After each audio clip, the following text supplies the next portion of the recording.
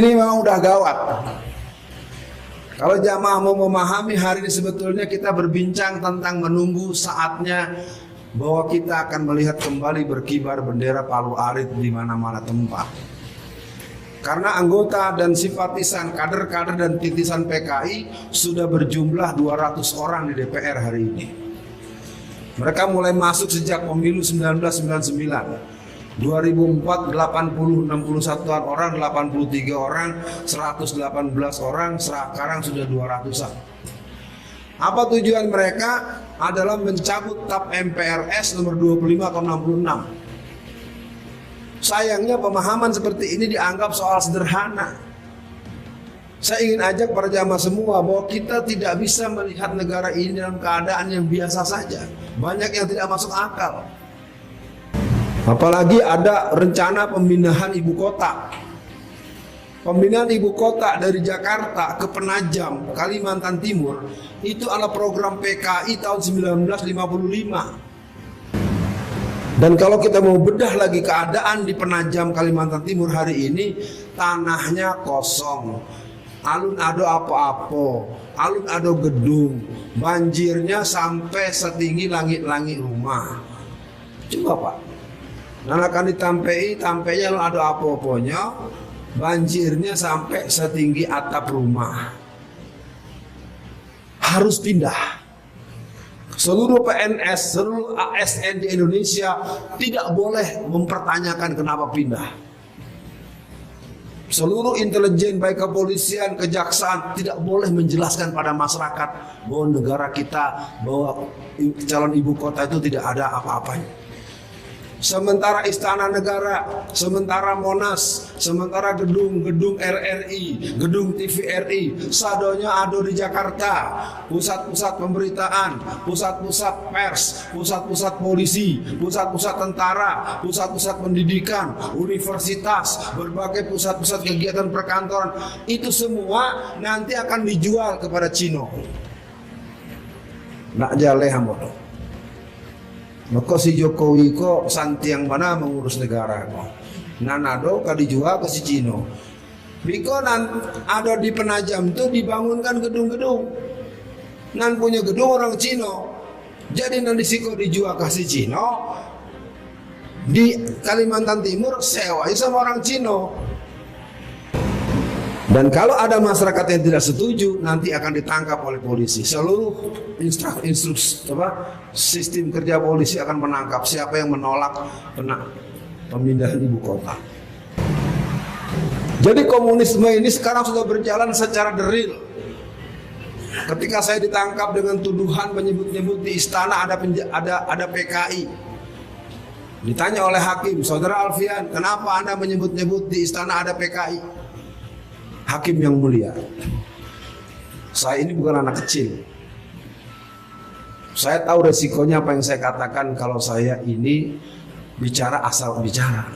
Saya sebutkan, saya dapat kabar dari Bapak Jenderal ini, Bintang 2, tanggal 16 bulan Mei tahun 2016 menyatakan bahwa sejak itu pengamanan Istana Negara tidak lagi diserahkan kepada Mayor Jenderal, tetapi diserahkan kepada Letnan 1. Letnan 1 yang berkuasa 3 kompi. Kalau Anda mengerti sistem penataan keamanan, masa Istana Negara dikawal oleh komandannya Letnan 1. Jadi ketika Ambo menjelaskan di pengadilan itu, tabulala matutu hakim sedonyo. Jadi negeri ini memang sudah begini. Apa yang terjadi? Pertama, saya ditangkap karena saya dituduh melakukan bicara yang tidak baik. Apa yang saya bicarakan? Ini ceramah saya yang pertama di Surabaya. Judulnya menyelamatkan NKRI dari penjajahan Cina komunis. Saya terangkan bagaimana Cina itu menguasai tanah Indonesia dari ujung Aceh sampai Irian. 70% lebih sertifikat tanah Indonesia sudah di tangan para pengusaha dan para orang-orang Cina. Tidak bisa dibantah di pengadilan. Nah, akhirnya setelah terjadi proses persidangan sejak tanggal 16 Agustus, 23 Agustus, 30 Agustus, tiba di saat pembacaan putusan sela. Jadi kalau ada non sarjana hukum di sini kok pasti mengerti. Kalau orang dipanggil, antum mempersoalkan saya, lalu saya ditangkap, diproses penyidikan, maka ketika sidang hari pertama yang mengadukan saya harus hadir. Mungkin hadir, lalu kemudian saya memberikan pembelaan dalam bentuk tertulis namanya pledoi. Setelah pledoi itu dikenal dengan istilah eksepsi. Eksepsinya kemudian disidangkan pada sidang keempat.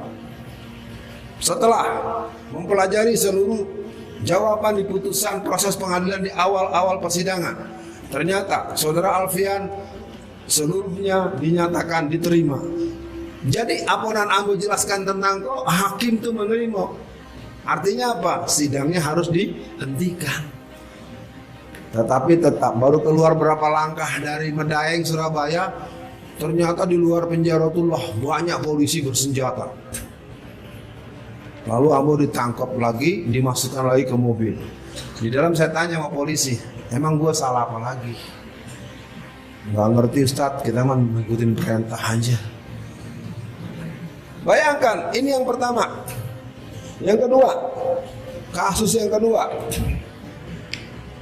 Ketika ada wawancara di sebuah stasiun televisi yang bernama LaTV tahun 2002, orang yang bernama Ripka Ciptaning mengatakan bahwa yang memilih PDI Perjuangan 15 juta orang adalah keluarga besar dan keturunan PKI.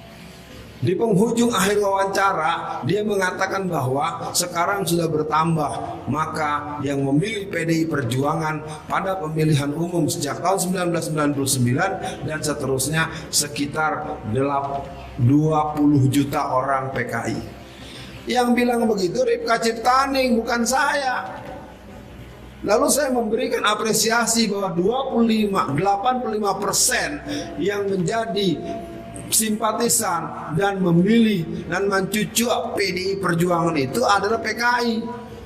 Yang wawancara di televisi nggak ditangkap, Ambo dan mengutip tulisan ini dan ditangkap. Apa akhirnya kata persidangan? Setelah melalui rangkaian persidangan, saudara Alfian alias Alfian Tanjung dinyatakan tidak sesuai dengan tuntutan, sangkaan dan pasal yang disangkakan. Ayat 2, barang siapa orang yang menyampaikan sesuatu dan itu berbaik untuk kepentingan bangsa dan negara tidak termasuk kriminal, maka dengan ini saudara Alfian alias Alfian Tanjung dinyatakan bebas. Apa tahu berapa vonis Ambo dua-duanya? Sampai tahu. Permintaan dari si Pinocchio itu 8 tahun. Tahu Pinocchio? Iya, pokoknya yang pakai helm di sawah. Nggak ngerti gua nih, ya ampun deh. Kayak nggak ada orang lagi di negeri kita ini. Orang Saongeh itu jadi presiden. Orang Sumatera Barat kemarin katanya 88% milih Jokowi ya. Oh salah, terbalik. Tapi jangan gembira dulu. Kita kan sekarang nggak diurusin sama si Prabowo. Dia malah jadi anak buah Jokowi sekarang. Kasihan deh lu. Ya, itulah karena kita memang tidak menyiapkan kader-kader politik. Ya, dalam perjuangan sebenarnya agak pahit kalau saya katakan. Jangan pernah hidup meminta tolong pada musuh. Meminta tolong orang ndak jaleh sembayangnya, orang ndak jaleh akidahnya, siapapun namanya. Walaupun Bang Yusril telah jelas-jelas menyampaikan. Kita marah dengan Yusril, Babullah ceritanya Yusril menyuruh-nyuruh keluarga Mas Sumi untuk memilih PKI dan menjadi orang nomor 1 di Republik ini. Ya, wah Ustadz kalau ceramah begini bermasalah lagi nih. Survei membuktikan bahwa memang ada Kongres PKI yang terakhir. Dalam Kongres PKI pada tanggal 17 sampai 17 Agustus tahun 2010 di Desa Ngablak, Magelang, Jawa Tengah, dihasilkanlah ADART dan adu tangan Amboko. Jadi nanti satu paket kau buku ambo, 2 pledoi sama ADRT ambo serahkan ke pengurus masjid. Ya. Karena ambo ndak tahu kalau dari Jakarta kan membawa banyak, ndak lantiangan doh, bagasi 20 kilo. Ya.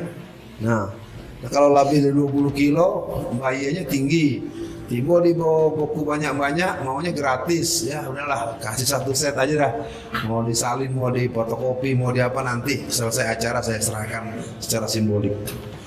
Artinya apa? Nggak mungkin ada ADART kalau nggak ada pertemuan berskala nasional. Jadi kesimpulannya PKI sudah ada atau belum ada? Masih ada. Lalu masalahnya apa, Ustaz? 700 orang itu kan per pilpres. Ayo kita tarik awal 2018. 2018 sejak bulan Januari sampai Februari ada 41 ustadz dan guru-guru mengaji kita dari ujung Aceh sampai Tangerang Selatan. Adonan talingonyo digunting. Adonan bibirnya itu dibelah jo pisau pak ini kalau tukang daging di pasar tuh. Setiap orang-orang dan babu esa itu seperti itu selalu polisi cepat-cepat mengatakan dia orang gila. Coba kita bandingkan saja, seminggu lalu ada sebuah masjid di Minahasa diserbu oleh pemuda gereja. Sampai hancur masjid itu atau musola itu, tempat sholat orang Islam itu. Dengan cepat polisi memanggil para ulama agar memberikan maaf. Coba kalau gereja yang dihancurin, nan babue 2 orang, nan ditangkap 60 orang. Ya, jadi segala pemahaman buat para jamaah semua. Hari ini ada yang aneh.